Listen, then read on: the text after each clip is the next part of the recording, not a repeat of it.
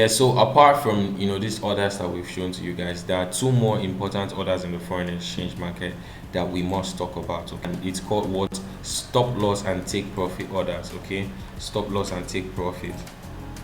Okay, so you might be thinking to yourself, yeah, where do I take profit? So I understand why I should go into a buy trade. I understand why I should get into a sell trade.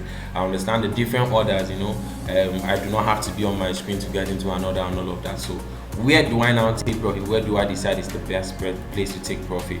Well, the answer to that is that there's a whole, there's a bunch of reasons why you should take profit at a certain level. It could be fundamental, it could be technical, but then do you have to sit in front of your screen to take profit? Okay, do you have to sit in front of your screen to take the profit that you made from a trade and then add it to your balance? Remember that earlier sessions I talked about balance and equity. So you can get into a trade and to be in profit, but then that profit is not automatically added to your account until you've closed that trade. So do you have to be in front of your screen to take profit at a certain level? The answer is what? No. Okay, so this is where a take profit order comes in. So as soon as you get into a trade, you set the lot size that you want to use for that particular trade, right? You get into a trade, you can now set a take profit level. So all you have to do is look at an area of interest on the chart, like the scenarios that we were using. Let's say you got into a trade at 300, okay, and then you expect price to do what? Come to where? 500. Okay, so you copy this price level at 500, okay, and put it on your trading platform. As soon as the market reaches this point, it is going to be, your trade is going to automatically close, and all of the profit is going to do what? It's going to be stored in profit for you. It's going to be stored or added to your balance. Okay, so supposing your balance was what? 5,000 naira.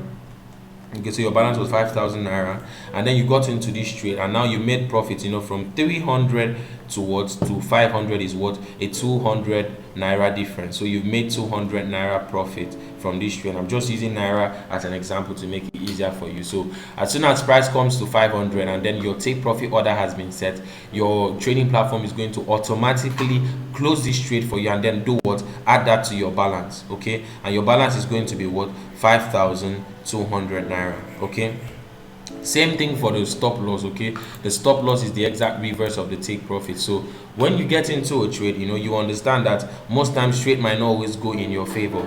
Sometimes it might not go in your favor immediately, sometimes it might go in your favor immediately, but sometimes trade might go into a loss. Okay, there are possibilities that can happen, and then you want to save yourself so that it does not go into too much loss. So if you get into a trade here, same scenario, 300, 500 is your target, right? This is where you have what? Your TP, your take profit order. And then you believe that if price leaves 300 and visits the lows and then comes to 200, that means that this trade will no longer go what? To 500. It might possibly go down to 100 and then see more lows from that level. So you do not want to get into a trade at this point at all. Okay, so as soon as price comes to 200, your buyers for this trade, whatever thing you had for this trade, is invalid.